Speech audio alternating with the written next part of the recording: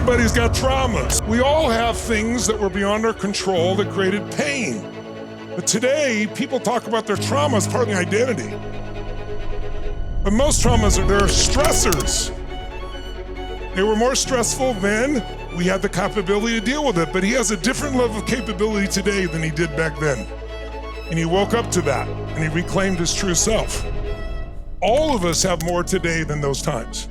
All of us have done things at times where we felt guilty or not enough or were unworthwhile, but you made the best decisions you could at that time. You couldn't have done anything but what you did back then. It's the best you had of resources at that time. We're not still beings, we're growing.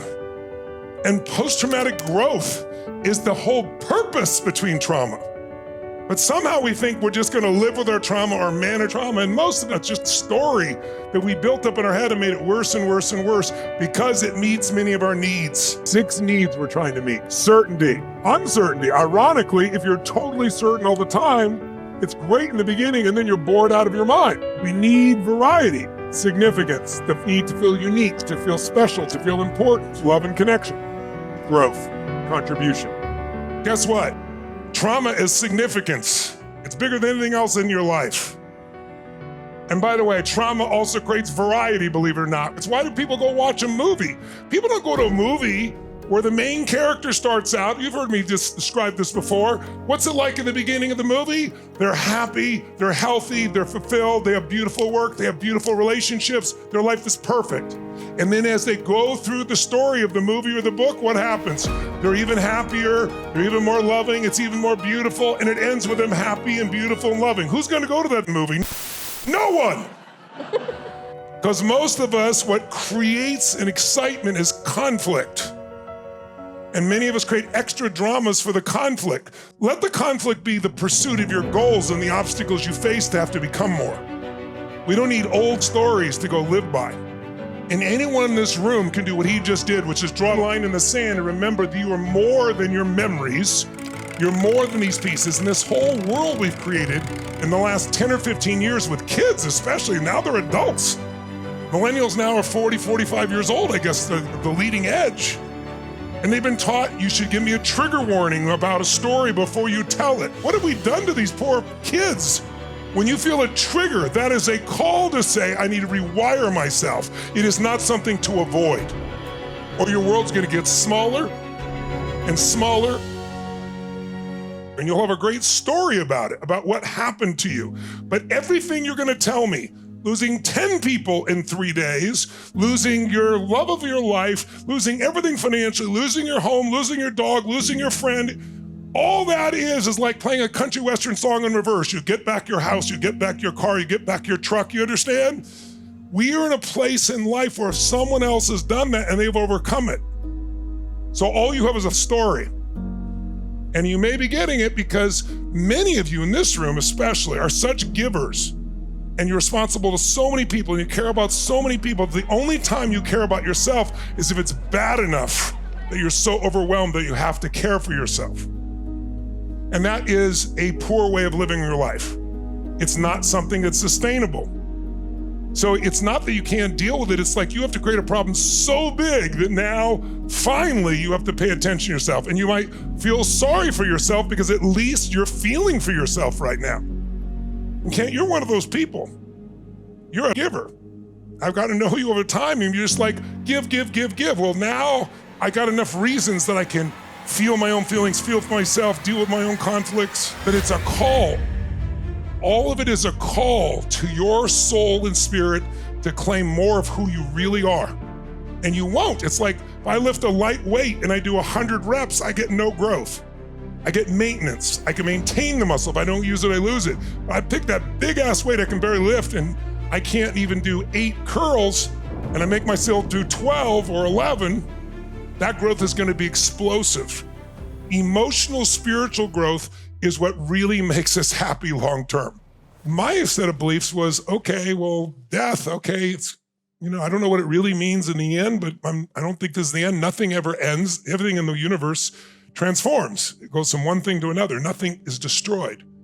And so I'm like, okay. But when I went there, It was so different. And you'll see this when you go. I got on a barge and then I drove by, and there are these places where for 4,000 years they've been burning these fires and never letting them out, no matter what happens outdoors.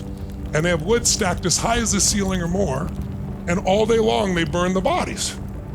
And their belief system, in the Hindu belief system, there are many versions, just like many versions of Christianity, many versions of any religion, right? Different sects. Some believe that you get to nirvana, which in their belief it's reincarnation. Nirvana is you don't have to come back. So some people believe you give up all your things and you spend your life in poverty to prove your willingness to God. Some of them study the great texts of the world, the great religious texts, right?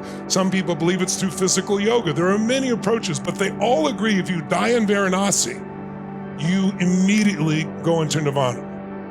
And the only difference in sadness or not is they're not sad, as I said earlier, they see the body burns. If you get there, some people are dying, they get there to die. And we go to Mother Teresa's center, and there's a woman about this tall, she was like 101 years old, and she came there to die, and she was pissed that they were taking her and taking care of her and got her healthy. She was mad as hell that this had happened. There were several people like that. You'll see people there on the streets who are dying who are filled with joy.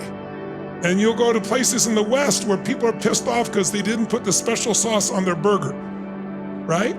The beauty of the West is our ability to produce results. The beauty of the East is the ability to find inner happiness.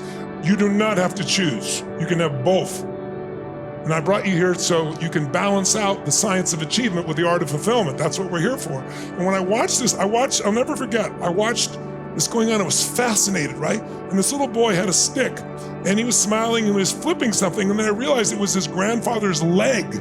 He's flipping it further into the fire. Big smile on his face. No one's crying, no one's sad. Why? Because we only feel what we feel because of our beliefs. Your beliefs are what are creating the pain in you. So if you got a belief creates pain, you've changed belief and your whole life will change. And in their beliefs, you burn the body, that's the t-shirt, the spirit is free, and now you go to nirvana.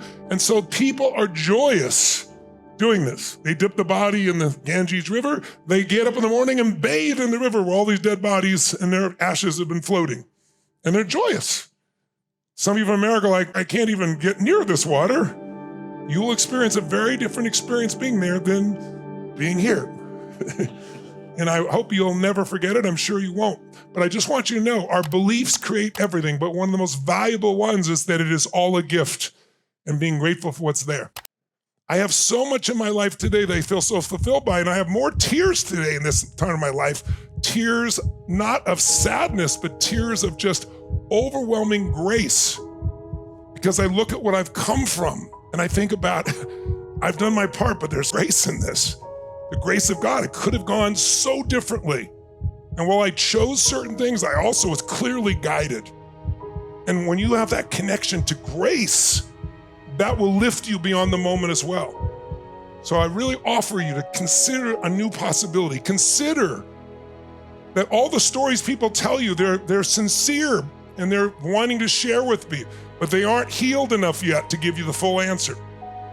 And if you buy it from someone who's not yet healed, you're gonna get part of the answer and part of what pulls you backwards in time.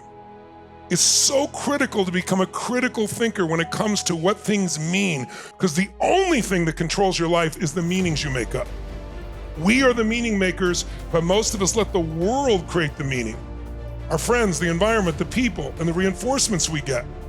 But if you can step out of that and remember that you are an autonomous soul that's been given the power of choice, that you can choose to feel differently. You can choose a meaning that lifts your heart and soul. That is not to mean you won't feel pain at times, you won't remember things. It's just you won't live there, and you'll use it instead of letting it use you. And you know it lets it use you if you keep going down that level of the same pain over and over again, or let it use you if you tell the story to yourself or others about it over and over again. Or you start to feel like sadness or anxiety or fear are dominant emotions. Those are just a call saying it's time to grow. It's time to step up. It's time to face what you're afraid of. If you will face what you're afraid of, if you'll dive into what you're most afraid of, you will discover it's never as bad as you make it up in your head, and you will feel freedom. Now is the time to create that freedom. Now, if you're not gonna do it now, you're never gonna do it. And if you can't find a way based on all you've been through in your life, all the shit and all the beauty, and there must be beauty for you to be in this room. Something got you here. Some part of you, some spirit, something got you here. You got nothing but love available to you, kindness, awareness, friendship, opportunity, beauty. But we forget all the miracles that are happening. We get caught up in what we see as the limitation and we lose the miracle. And I hope you took what Mo really was giving you is come back to the miracle that they lived, the miracle of what you lived with them, what you shared with them, what you can now take of them inside and carry with you so they continue to live if it's someone you've lost as an example. Those are things that are going to give us a different quality of life. Otherwise, at some level, you're always settling. You're negotiating with yourself for something less than you deserve, Kent. The people that experience spiritual pain is that pain that is so overwhelming, that is so unjust, that is so unfair. When you experience spiritual pain and you don't give up, you develop spiritual strength that people who haven't been through it will never understand. They'll never have the same muscle you have. They've never had to lift what you've had to lift. And then there's an inner strength and pride that will not go away. That's the value of extreme stress when you claim your truth.